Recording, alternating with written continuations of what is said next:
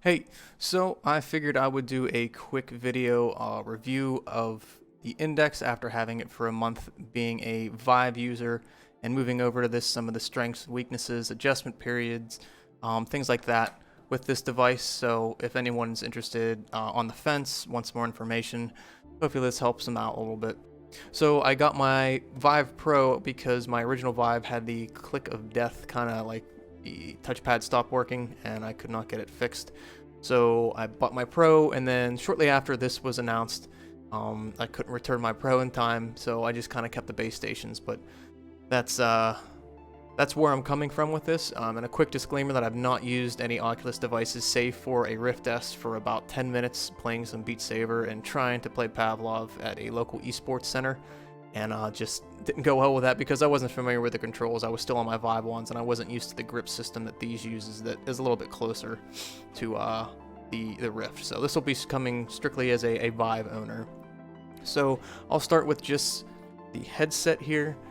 Really like the high refresh rates on this. I use a high refresh rate screen for my gaming, and it's just something that I enjoy, and it really brings VR to like just this next level of responsiveness. I want to say it looks super good. Some of the procedurally generated effects really shine, especially in H3, and I will be doing most of my comparisons to H3 in this because that's where I spend most of my time in VR. So the field of view, the slider is super nice. It's ridiculous how close they let those lenses get to your face. I've already scratched my screen, my lenses a little bit because of my glasses. I'm a new glasses owner, and ended up wearing them in headset with that a little too close, and I have a little bit of a scuff, but that's my fault, nothing to fault of this. It's nice they let you adjust it so much.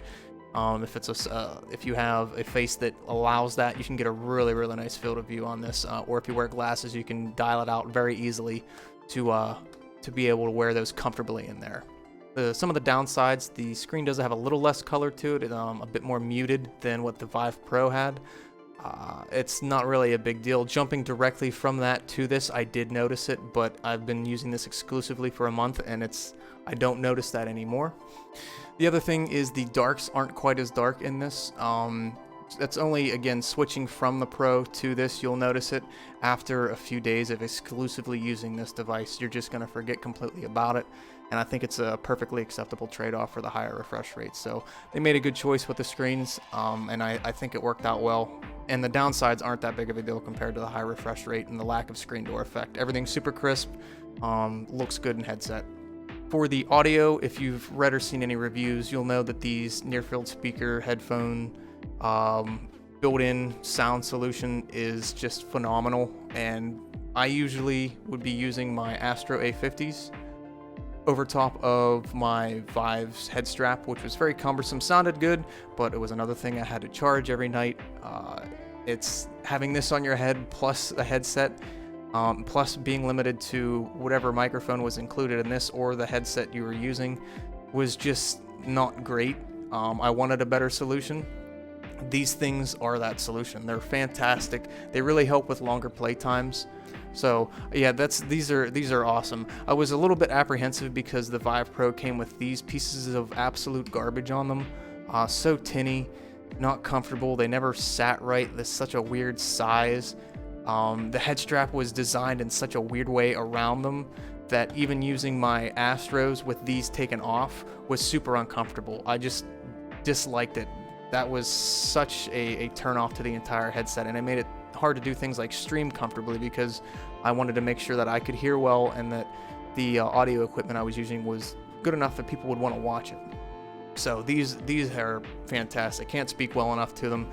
A lot of other reviews have done a lot more justice to them, but they get my thumbs up, absolutely. But the other audio part of this would be the microphone, which really surprised me. I assumed right off the bat that I would have to buy a mod mic, and I actually did, and did the old magnetic bit on here and started using it for the first couple streams until I had some issues with it and decided I would just try the Index mic to see what it was like.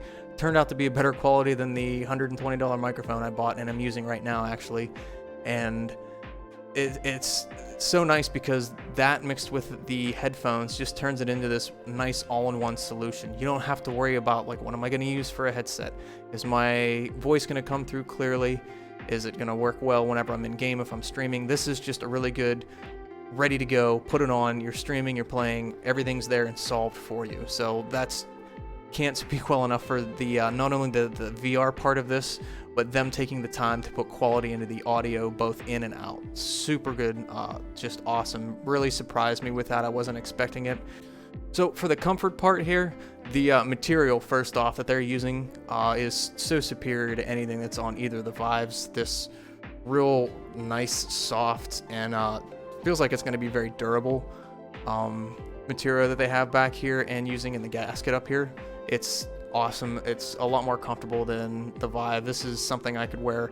I have been wearing for 2 hours at a time streaming, and I don't need to rip it off whenever it's done. The Vive would be like an hour and a half, and I just would want nothing to do with it. My face would be red, and it was just super uncomfortable. This, I could see myself playing for 4 hours if time and my energy permitted. It's not perfect. The inlay here, it only comes with one, and this seems to be a little bit too narrow for my face. It has since broken in a little bit, but I wish that there was a second option that came in the box. I haven't explored additional ones yet. I've just kind of gotten used to it.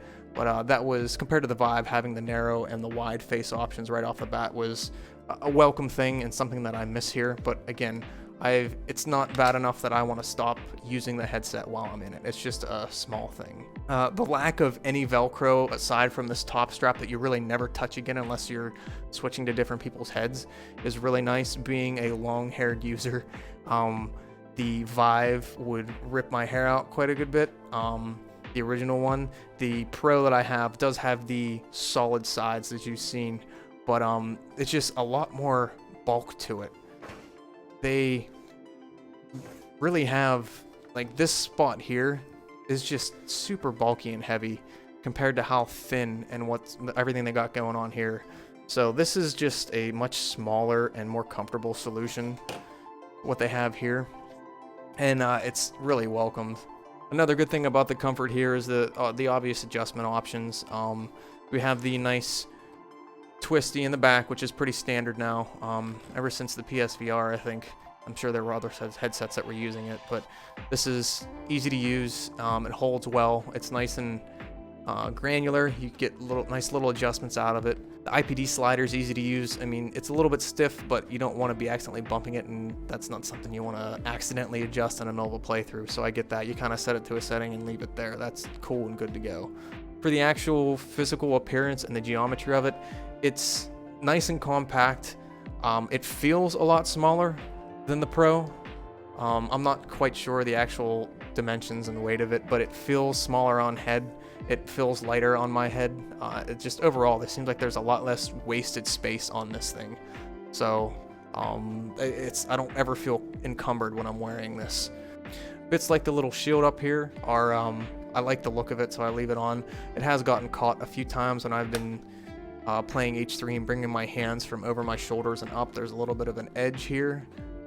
So it's not really a big deal, but it has popped off. It comes off pretty easily. I'm probably going to break this at some point, but not really a big deal. It's not absolutely necessary to have. It just covers up the frunk. It takes a little bit of time to get used to the fact that these sit a little bit off of your ear, but after a few times of hitting your controllers off of them, you'll learn real quick. I did that for the first few days, and they've been transparent since then. I've not noticed them at all. So they're not on ear and they're not in my way when I'm playing. And there's a lot of over-the-shoulder actions happening with H3, so that's a good thing. So now that I pretty much have this guy covered, we can move on to the controllers. So these were iterated on so much. We saw so much of these from devs and just little leaks here and there. The final product is very solid. The input, first off, it's so nice to have more buttons compared to my Vive wand. I don't really use the joystick in H3 because I rely on arm swinger, but games where I will be using smooth locomotion, this will be a welcome addition. The touchpad works well. This is the only area that I'm kind of saddened. I really miss having all of this play area. Granted, there were still pretty much only 4 directions you could go in on this. That meaty click that you get out of this guy isn't here. This is more of a resistance to it. It still works just as well. It was a very short adjustment period for this bit, But I missed something about this. Also, the button layout is different. There are some actions in H3 where I would be using my locomotion button and then also using the pad of my thumb to interact with the top of the touchpad. Can't be done with how this is locked in here. You just can't quite reach that same thing. Granted, it was a completely useless feature that I was doing with those, spinning the revolvers and running, but it's still just a limitation and something you had to adjust to, that you couldn't quite pull off the same maneuvers. So there was an adjustment period with these. It was about a month. Again, I had not used any Rift, so I wasn't used to this just holding and then letting go. It was more of a click, and then I would hold the physical device, but I would have to grab to let go with the Vive wands, in H3 specifically. But it was about a month of adjustment. There is a bit of a physical adjustment too once you start using these. If you have any extended play sessions, you're going to notice some, I don't want to say pain, but like soreness coming around here, I guess, as you get used to the new grip. And there's also a little bit of a tendency to grab these a little bit hard, at least for myself, a little bit harder than you have to, and that ends up just putting some strain on the muscle. But as of the last 2 weeks, I have not noticed it at all, and it's been very comfortable. And I've been just as, if not more, fluent with these than I ever was with the Vive wands. So as for the comfort, the adjustments here are nice and welcome. They my fingers are a little bit on the long side, and I think that these aren't quite designed for that, but I've gotten used to it. Sometimes I still end up having a little bit of palm or finger on the capacitive part, and the game won't recognize that I'm dropping something and I have to do it again. But again, I don't think that's really a problem for everybody. As long as you go through the Valve fitting guide for the headset in this, I think you're gonna have a really good experience with these. Just know that as a Vive user, it's gonna have a little bit of an adjustment period with your hands getting used to the new posture and grip around these. And with that being said, the major adjustment that it really took was knowing that I could let these go and not constantly grasping them. So there is, no matter what, if you're a Vive user, it is going to take you a long time to basically learn the entire new layout of these and how they work in games. Depending on how the dev has actually implemented them, it might be a little bit more or less of an adjustment, but my personal experience with H3, it was an entire month between me using the Vive wands and being as good as I am at take and hold, and then getting to that same point with being fluent, being able to use the different weapons as quickly, learning the different positions that these can't be in compared to the wands. It takes a long time, so be patient with that. Just know that it's something that's going to happen. The geometry is different. These guys I thought will get into the way a lot more than they actually do. There are still a few things, like if you come underneath of a weapon like an AK platform and you go to rack, you can end up getting things caught, but they have it designed well enough that they don't really catch, they just kind of knock off each other. So they're not fragile either, they're nice and sturdy. Everything about these is sturdy. You don't really feel bad if you're putting some grip into them. They can take it. Even the touchpad up top, they want you to put some force into this when you're using it. There's a nice capacitive, meaty, you're going to get in there and use them. So everything feels really durable about these, and that's super important because the Vive ones, you could beat the crap out of them and they would still work, save for that touchpad. These aren't quite, because they're a little bit more complex, but they're still built very well. You can feel that, and I think that these are going to last a good long time for me. And there are a couple other things, just this in tandem with the actual off-ear headsets on the Index itself. You could kind of bump these off a little bit more often if you're doing those over-the-shoulder actions, but again, it's something you're going to get used to. It's just relearning the new geometry that you're not seeing in-game, depending on your settings in H3 and other games, but it's just another learning curve that you got to go through, and it'll pass. So the overall package, as a content creator, as much as I hate saying that phrase, this is super nice. I love being able to just throw it on and stream. It used to be a 30-minute process whenever I would want to stream VR. Getting set up was tedious. I've knocked that down to less than 15 minutes. I can probably be up and running like 10. This is just throw it on, open my applications, and I'm good to go. And also, Steam VR has been very stable with this. I want to say that as well. There's a couple software bugs. There's one saying that it's disconnected at the tether point. A restart of Steam VR has fixed that. And there have been some times when just the right controller has this odd judder to it after just starting, but I simply power cycle the controller and it clears right up. So nothing that's stopping me from actually using the device, is just some quick troubleshooting and restarts fixes it. And again, just as an all-in-one package, I can't speak well enough for the speakers and this microphone. It's been super high quality. My streams, I think, are a lot better because of it. The cameras are a little bit different than what I was used to on the Vive, because I always have a hand cam going on in the corner. But I got used to it. I think the colors are just fine. It shows off a little bit more. I'm interested to see what exactly they pull off with them down the line. But yeah, that's totally cool. As a VR player, these took a lot longer to adjust to than I initially thought. And just know that you have to have some patience with that. You're going to be relearning. Think about whenever you started playing VR and you tried things like H3 or whatever game that you play the most. There was a struggle. Learning a new controller is taken for granted by somebody who has played games for a long time. We sit down with dual analog sticks and it's no big deal to us. Someone who hasn't done that, they have to learn that. These are like another shift. We understand that our hands are tracked, but the new layout and switching to this from a Vive only user, switching to this grip mechanic is just different. So that is the big thing about this as a player that if you're looking into this, just be aware of. So if you're a new VR user, this is a good choice. Obviously the price point is a little bit high. There's nothing wrong with going with a Vive instead. If you already have a Vive, don't feel like you need to get the entire package. I think that the Vive ones, at least for the foreseeable future, are still going to work just as well as these until we see some games come out with some more finite interactions and we really discover what this new set of controllers can do. But yeah, otherwise it's been a very, very strong headset. I've enjoyed using it. It's had me back in VR for close to 100 hours over the last month, and I had some trailing off before that.